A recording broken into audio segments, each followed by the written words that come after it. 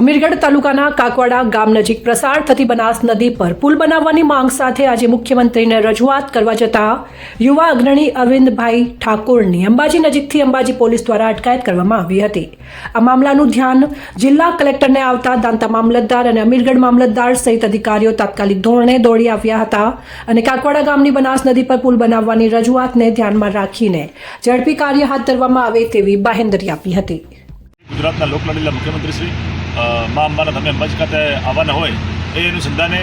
અમારી વર્ષો જૂની માંગણી છે જે અમીરગઢ તાલુકાના કાકવાડા ગ્રામેથી લઈને 6-7 ગામ લોકોની જે બનાસ નદી પર પુલ બનાવવા માટે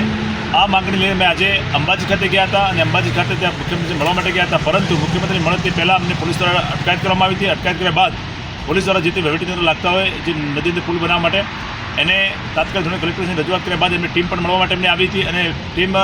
દાતાના મામલતદારશ્રી તથા અમીરગઢના મામલતદારશ્રીને મળવા માટે આવ્યા હતા। મળ્યા બાદ આવતી 25 તારીખે સ્વાગત કાર્યક્રમને આનો પ્રશ્ન લેવામાં આવશે અને તાત્કાલિક ધોરણે બ્રિજ બને તે માટે એમને બાંયધરી આપી છે।